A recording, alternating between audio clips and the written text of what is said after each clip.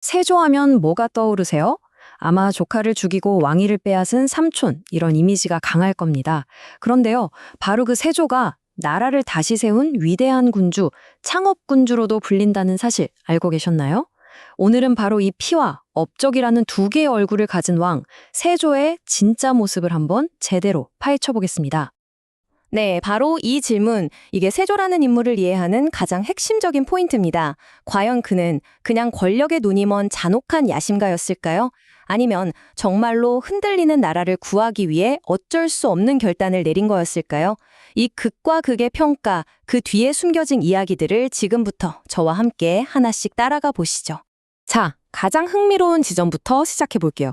바로 그의 묘호, 그러니까 죽은 뒤에 붙여주는 이름이 세조라는 겁니다. 이 세조라는 묘호는요, 아무한테나 주는 게 아니에요.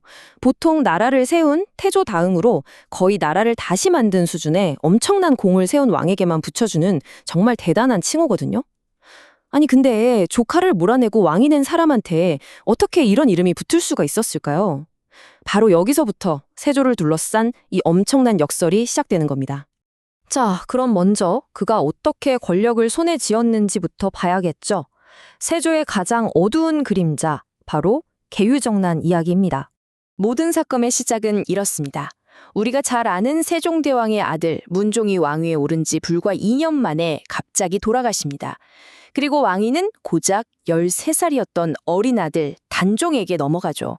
어린 왕을 대신해서 김종서나 황보인 같은 원로 대신들이 사실상 국정을 이끌게 되는데 이게 바로 권력의 공백, 정치적 불안으로 이어진 겁니다. 그리고 이 모든 상황을 아주 날카로운 눈으로 지켜보던 한 사람이 있었으니 바로 단종의 숙부 수양대군이었죠. 여기서 우리가 꼭 기억해야 할 게 있어요. 이 계유정난은요, 그냥 어쩌다 벌어진 권력 다툼이 아니에요. 처음부터 끝까지 아주 치밀하게 계획된 기습 쿠데타였다는 점이에요. 수양대군은 한명회나 권람 같은 자기 책사들과 함께 왕실을 지켜야 한다는 그럴듯한 명분을 내걸고 뒤로는 피의 칼날을 갈고 있었던 거죠. 정말 믿기지 않겠지만 이 모든 일이 단 하룻밤 사이에 벌어집니다. 수양대군은요, 먼저 당시 최고 권력자였던 김종서의 집을 찾아가서 철퇴로 그를 내리쳐 살해해요. 그리고는 김종서가 역모를 꾸몄다는 가짜 왕명을 만들어서 곧장 경복궁으로 달려가 장악해버립니다. 반대파들이 어떻게 손을 써볼 틈도 없었어요. 황보윤을 비롯한 핵심 대신들, 심지어 자기 친동생인 안평대군까지 역적으로 몰아서 순식간에 제거해버리죠. 와, 그야말로 정광석화 같은 숙청이었습니다. 쿠데타에 성공한 수양대군은 그야말로 거칠 것이 없었습니다. 2년 뒤에는 결국 조카인 단종을 상왕으로 밀어내고 스스로 왕의 자리에 오르죠. 근데 이게 끝이 아니었어요. 바로 다음 해에 성산문 같은 지편전 학사들이 단종 복위 운동을 벌이니까요. 관련자 수십 명을 정말 끔찍하게 처형해버립니다. 이게 바로 우리가 잘 아는 사육신 사건이에요. 그리고 아예 이런 반대의 목소리가 나올 뿌리 자체를 뽑아보려고 자기 아버지인 세종대왕이 만든 학문 연구기관 지편전을 폐기해버리고요. 신하들이 왕에게 쓴소리를 할 수 있었던 경연마저 없애버립니다. 대단하죠. 자, 이렇게 피의 길을 걸어서 왕이 된 세조. 그럼 그의 시대는 그저 폭정으로만 가득했을까요? 그런데 정말 놀랍게도 바로 이 시점에서 세조의 또 다른 얼굴이 등장합니다. 바로 위대한 국가 건설자로서의 모습이죠. 세조가 왕이 되자마자 가장 먼저 한 일은요, 이 권력 시스템을 완전히 갈아엎는 거였습니다. 원래는 영의정, 좌의정, 우의정, 이 재상들이 의정부에 모여서 정책을 다 결정하고 왕은 그냥 오케이 하고 도장만 찍어주는 식이었거든요. 세조가 이걸 180도 뒤집어 버립니다. 이조, 호조, 병조 같은 6개의 핵심 부서가 모든 업무를 재상들 건너뛰고 왕한테 바로 보고하게 만든 거예요. 이게 바로 육조 직계제입니다. 한마디로 이제 모든 권력은 오직 왕, 바로 세조 한 사람에게 쏠리게 된 거죠. 그리고 세조는 아마 그의 가장 위대한 업적이라고 평가받는 정말 거대한 프로젝트를 시작합니다. 바로 조선의 헌법이라고 할 수 있는 경국대전 편찬 작업에 들어간 거죠. 그전까지는 사실 법이라는 게 좀 주먹구구식이었거든요. 이걸 체계적으로 싹 정리해서 앞으로 조선 500년을 쭉 이끌어갈 단단한 통치 시스템을 설계한 겁니다. 비록 세조가 살아있을 때 완성되진 못했지만요. 이 경국대전은 정말 세조의 가장 빛나는 업적으로 남게 되죠. 세조의 개혁은 한두 군데에 그치지 않았습니다. 국정 전반을 다 뜯어고쳤어요. 국방?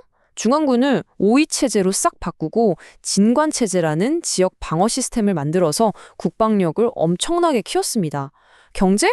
현지 관리에게만 땅을 주는 직전법을 만들어서 흔들리던 나라 살림을 안정시켰고요. 그리고 이건 좀 의외라고 생각하실 수도 있는데 문화적으로도 큰일을 합니다. 강경도감이란 걸 만들어서 불경을 한글로 번역해서 막 찍어냈거든요. 이게 단순히 불교를 장려한 걸 넘어서 아버지 세종이 만든 한글이 일반 백성들한테 쫙 퍼지는데 결정적인 역할을 하게 됩니다. 자, 이렇게 강력한 카리스마를 가진 군주, 세조. 그렇다면 왕이 아닌 인간 이류, 그의 진짜 모습은 어땠을까요? 그의 개인적인 면을 들여다보면요, 또 한 번 깜짝 놀라게 됩니다. 이걸 진짜 믿기 힘드실 텐데 실록에 실제로 이렇게 쓰여 있습니다. 조선의 절대 권력자인 왕이 화려한 비단옷이 아니라 평범한 무명옷에 집신을 신고 궁궐을 돌아다녔다는 거예요. 아니, 왕의 모습이라고는 상상이 안 되죠?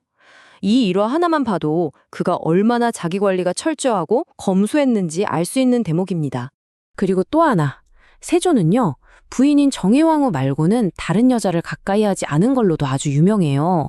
신하들이 계속 후사를 위해서 후궁을 더 들이셔야 합니다 하고 건의하니까 나는 여색을 좋아하지 않는다. 딱 한마디로 잘라버렸다고 하죠.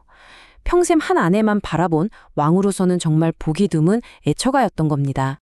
한마디로 세조는 만능캐였습니다.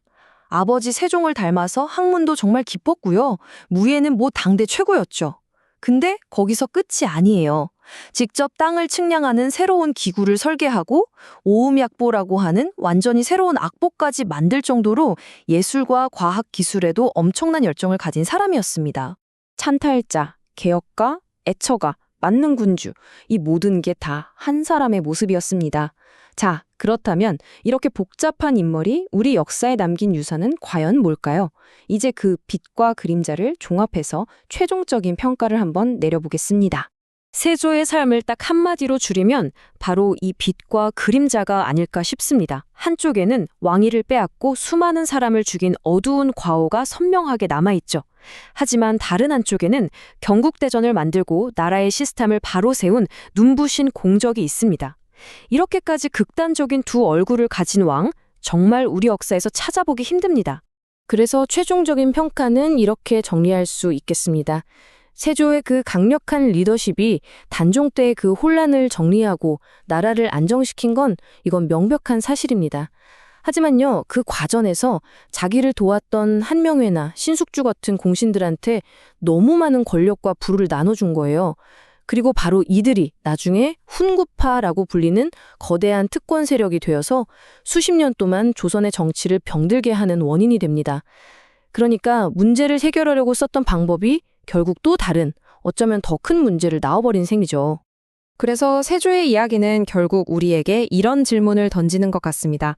위기를 극복하고 위대한 업적을 이루기 위해서라면 비정한 결단과 그에 따르는 희생이 과연 정당화될 수 있을까?